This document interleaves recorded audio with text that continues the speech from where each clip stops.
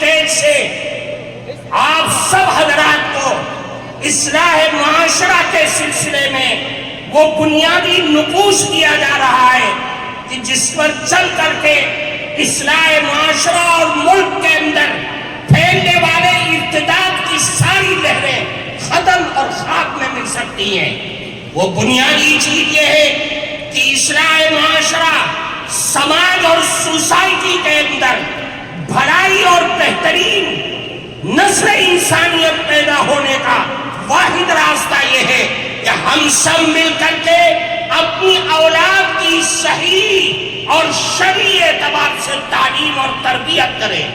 اگر ہم اپنی اولاد کی تربیت صحیح انداز میں کریں گے تو یاد رکھیے سماج میں پھیلنے والی تمام خرابیاں وہ سب کے سب ختم ہو جائیں گی۔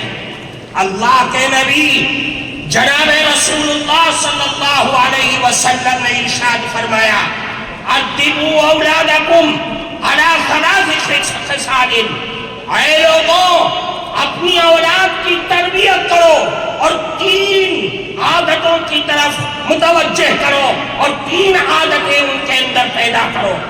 سب سے پہلی چیز یہ ہے کہ اللہ کے نبی نے فرمایا اپنی اولاد کے دلوں میں، ان کے ذہنوں میں، ان کے رگ و ریشے کے اندر بچپن ہی سے رسول اللہ کی محبت پیدا کر دو، اللہ کے نبی کی محبت پیدا کرو اور اپنی اولاد کو بتلا دو کہ سب کچھ لٹ سکتا ہے، سب کچھ کا ساری چیزوں کا سودا کیا جا سکتا ہے، لیکن رسول اللہ کی محبت کا سودا ہر چیز نہیں کیا جا سکتا ہے۔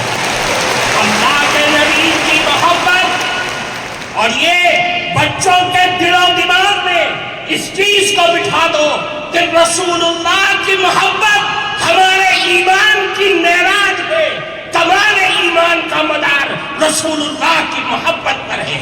میرے بھائیوں، اللہ کی نبی کی محبت دنیا اور آخرت کی دولت ہے۔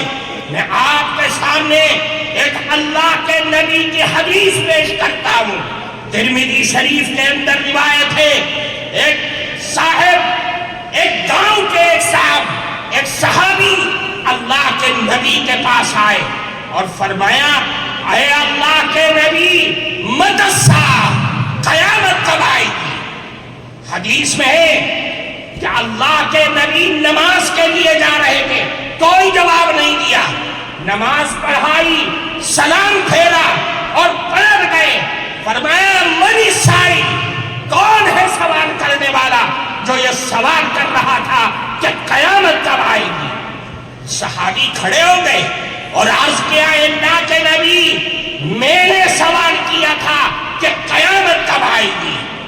اللہ کے نبی نے پلٹ کر کے ان سے سوال کیا کہ یہ بتلاؤ کہ ما اعددت لہا، تم نے قیامت کے لیے تیاری کیا کر رکھی ہے؟ وہ صحابی تھے، صحابی کے جو دل میں ہوتا ہے وہی زبان پر ہوتا ہے۔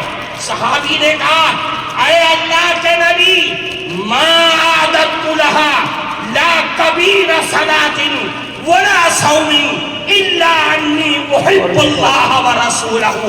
اے اللہ کے نبی میرے پاس کوئی نمازوں کا پٹارا نہیں ہے، روزوں کا انبار نہیں ہے، لیکن ایک دولت میرے دل میں بس نہیں ہے کہ میں اللہ اور اس کے نبی سے بے پناہ محبت کرتا ہوں۔ اللہ کے نبی نے فرمایا اے لوگوں، یہ اللہ کے نبی کا جواب لے کر کے یہاں سے جانا۔ اللہ کے نبی نے فرمایا کہ اے سوال کرنے والے سنو، قیامت تک آنے والی نسل انسانیت سنو۔ فرمایا المرء مع من احب وانت مع من احببت۔ یاد رکھو آج دنیا میں جو آدمی جس سے محبت اور دل کا لگاؤ پیدا کرے گا، قیامت کے دن بھی وہ اسی کے ساتھ اٹھے گا، اور تم نے جس سے محبت کا دعویٰ کیا ہے قیامت کے دن بھی تم اسی کے ساتھ ہوگے۔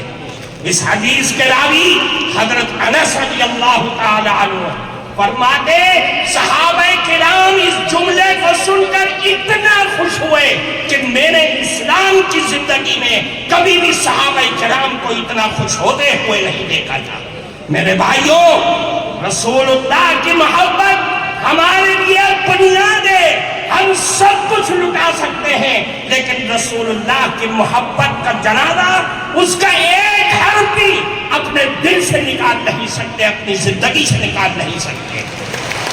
فرمایا دوسری چیز، اہل بیت کی محبت، بچوں کے دل میں رسول اللہ کے گھر والوں کی محبت ان کے دل کے اندر ڈال دو۔ یہ پیدائش کے بعد سے جب بچہ ہوش سنبھالے، کہ جس کے بارے میں اللہ کے نبی نے فرمایا افتحوا، سب سے پہلا کلمہ فرمایا کہ لا الہ الا اللہ ان کی زبان سے کلواؤ، اور قیام اور موت کے وقت لا الہ الا اللہ کی تلقین کرو۔ پھر فرمایا آخری چیز وہ تلاوت القرآن الکریم، قرآن کریم کی تلاوت، قرآن کریم کے الفاظ سے محبت، قرآن کے حلال کو حلال اور قرآن کے حرام کو حرام اپنے بچوں کی زندگی کے اندر بھر دو کہ میرا قرآن، میرا اللہ مجھے یہ کہتا ہے، مجھے اس بات کی دعوت دیتا ہے۔ میرے بھائیوں، قرآن ہماری زندگی کا دستور ہے، قرآن ہمارا آئین ہے، آئین شریعت ہے۔ قرآن کو لازم پکڑنا ہوگا۔ یہ جمعیت علماء کے اسٹیج سے آپ کو دعوت دی جا رہی ہے۔ اللہ کے نبی نے فرمایا الا انہا ستکون فتنہ، اے لوگوں آگاہ ہو جاؤ، فتنے آئیں گے، آزمائشیں آئیں گی، بلائیں آئیں گی، دنیا کی بھی آئیں گی اور آسمانی بھی آئیں گی۔ صحابہ کے کلیجے ہل گئے۔ فرمایا اے اللہ کے نبی من مخرج منہا یا رسول اللہ، ان فتنوں سے نکلنے کا راستہ کیا ہوگا؟ اللہ کے نبی نے فرمایا کہ قرآن ہے، قرآن ہے جو فیہ نبأ من کان قبلکم وخبر ما بعدکم وحکم ما بینکم، یہ قرآن ہے جس میں تمہارے پچھلے لوگوں کے حالات کی بھی اطلاع ہے، تمہارے بعد میں آنے والے لوگوں کی بھی خبر ہے، اور تمہارے جھگڑوں کا فیصلہ بھی اسی قرآن میں موجود ہے۔ اس لیے میرے بھائیوں، قرآن پکڑو، حالات کو سدھارو۔ یہ مسائل، یہ الجھنیں، یہ پریشانیاں، یہ ہمارے آفتوں اور مصیبتوں کی وجہ سے آ رہی ہے۔ میں آپ کو ایک بات کی طرف توجہ کر کے میں بات کو ختم کرتا ہوں۔ آج تک ہم روتے تھے، ہمارے بڑے پریشان تھے کہ دنیا نشہ کر رہی ہے، دنیا سکتے اور جوئے کھیل رہی ہے۔ آج جو سب سے زیادہ حالات ہیں وہ سود کی بیماری ہمارے اندر جنم لیتی جا رہی ہے۔ اور سود بھی کیسا؟